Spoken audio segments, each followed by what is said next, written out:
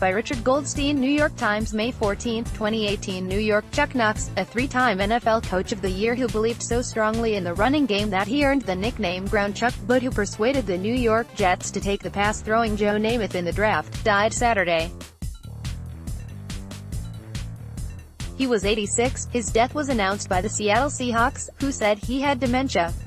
The team did not say where he died. A head coach in the NFL for 22 seasons, Mr. Knox never had a Super Bowl team, but he rebuilt three lackluster teams, the Los Angeles Rams, the Buffalo Bills, and the Seattle Seahawks, into playoff squads, taking them to a total of 7 division championships. When he retired in 1995 with a career coaching record of 186, 147, 1 in the regular season, he was no. 6 in victories among all NFL coaches, behind Don Shula, George Halas, Tom Landry, Curly Lambeau, and Chuck Noll. Mr. Knox was convinced that strong running games produced winners. He groomed several running backs, including Lawrence McCutcheon with the Rams, Joe Cribbs with the Bills, and Kurt Warner with the Seahawks. If Chuck had his wish, it'd be 3 yards and a cloud of dust and he'd win, 7-6. Steve Largent, his star receiver with the Seahawks, once said. Apart from his conservative inclinations on offense, Mr.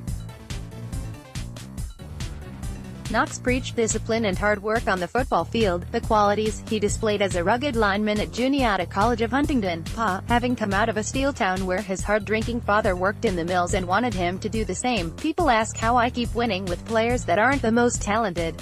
Mr. Knox told the Boston Globe in 1992, when he began a second stint with the Rams after coaching teams to 11 playoff appearances. It's simple. I wasn't gifted with anything growing up. I had to earn everything. What I try to teach the players is to have the desire to make the most of what they have. While a line coach with the Jets in November 1964, Mr.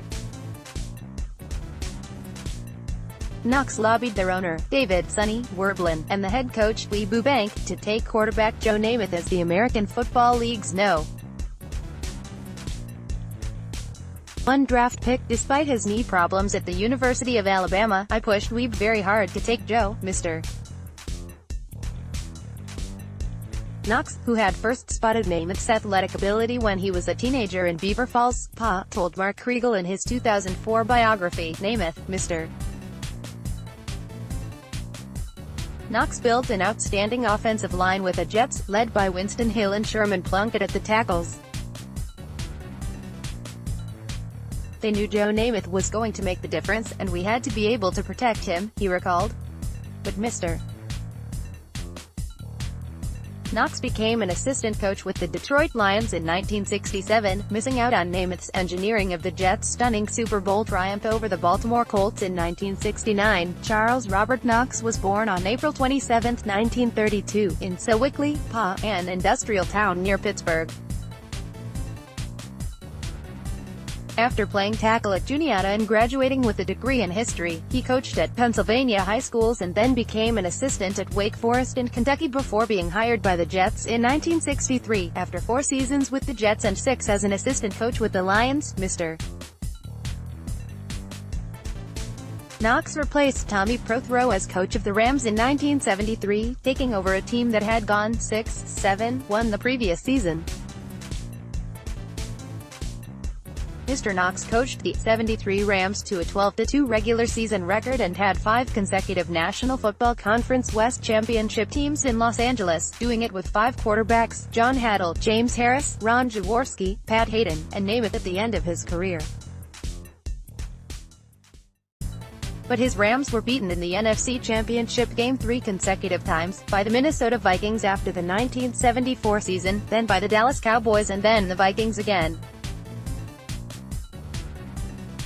Mr. Knox became the Bills' head coach in 1978, when they were coming off 2 losing seasons. He traded O.J. Simpson, who was beginning to decline, developed a running attack behind Cribbs, and took the Bills to the AFC East title in 1980 and a wild-card playoff spot the following season. He was named head coach of the Seattle Seahawks in 1983, the franchise's 8th season, and coached them to their first postseason appearance, as a wildcard team, taking them to the AFC Championship game, a loss to the Oakland Raiders. His Seahawks made the playoffs 3 more times and won the AFC West title in 1988. Mr. Knox returned to the Rams in 1992, but they finished last in the NFC West for 3 straight seasons and he was fired. He then retired. Mr. Knox leaves his wife, Shirley. A complete list of survivors was not immediately available. Mr. Knox was never particularly quotable, but he did have a list of aphorisms, which came to be called Knoxisms, reflecting his approach to life, and he conveyed them to his players. Dave Krieg, who played quarterback for Mr. Knox with the Seahawks, recorded the Knoxisms in a notebook. Chuck's overall presence, his intensity, his toughness, play a big factor in helping us win. Krieg once told Sports Illustrated. Among the Knoxisms, work will win. Wishing won't, one of Mr. Knox's favorites. What you do speaks so well, there's no need to hear what you say.